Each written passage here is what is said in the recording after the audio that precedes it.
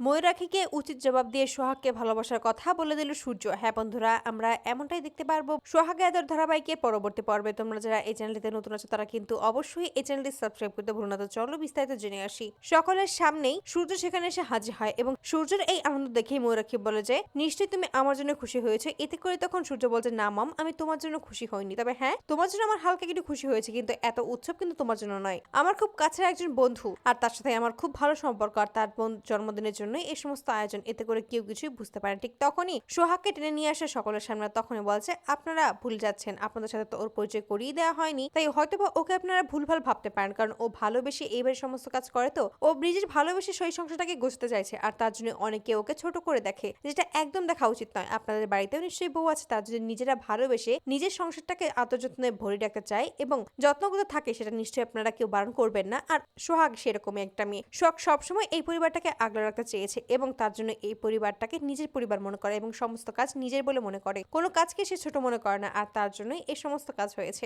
আপনারা হয়তো ভুলে বলছেন যে এবং ভুল জানছেন যে সত্যিই বলতে সোহাগ হলো আমার স্ত্রী, তাই আপনারা হয়তো বা বুঝছেন যে সোহাগ এই বাড়ির কাজের মেয়ে, কিন্তু এটা কিন্তু একদম ভুলেন স্যার। সত্যি কথা এটাই যে সোহাগ আমার স্ত্রী, তাই সোহাগকে আপনারা তার যথাযথ সম্মান অবশ্যই দেবেন। এতে করে সকলেই চুপ হয়ে যায়। আর ঠিক তখনই ময়ূরাক্ষী ক্ষিপ্ত হয়ে যখনই কিছু বলবে, তখনই সংযুক্ত আটকে দিয়ে বলেছে এখন একটু কাম ডাউন কর, নিশ্চয়ই কোনো না কোনো একটা ঝামেলা রয়েছে। এই সমস্ত কাজ এখন সকলের সামনে সিন ক্রিয়েট করলে তোরই উল্টো ঝামেলা হবে। এতে করে তখন ময়ূরাক্ষী একটু শান্ত হয়ে যায়। ঠিক তখনই ময়ূরাক্ষীকে দেখিয়ে এবার ময়ূরাক্ষীকে উচিত শিক্ষা দেওয়ার জন্য সকলের সামনে থেকে একটা ফুল নিয়ে আসে এবং সকলের সামনেই সোহাগকে ফুলটা দিয়ে নিজের ভালোবাসার কথা জানিয়ে দেয়। এতে করে সকলে তখন খুশি হয়ে যায়। তখন সকলে সোহাগকে বলছে হ্যাঁ তুমি রাজি হয়ে যাও ওর ভালোবাসার জন্য। এতে করে সকলে কথায় অবশেষে সোহাগ রাজি হয়ে যায় এবং ওর কাছ থেকে ফুলটা নিয়ে নেয়। আর ঠিক তখনই ক্ষিপ্ত হয়ে তাকিয়ে থাকে ময়ূরাক্ষী ও সংযুক্তা। তারা কোনোভাবেই এই সমস্ত কিছু মেনে নিতে পারছে না, এমনটাই স্পষ্ট করে বোঝা যাচ্ছে। তো বন্ধুরা, তোমরা কি চাও জন্য এবার এভাবেই ময়ূরাক্ষীকে উচিত জবাব দিয়ে সোহাগকে ভালোবাসার কথা যেন বলে দেয় সূর্য? অবশ্যই তোমরা তোমাদের মতামত কমেন্ট বক্সে জানাতে ভুলবেন না। ধন্যবাদ।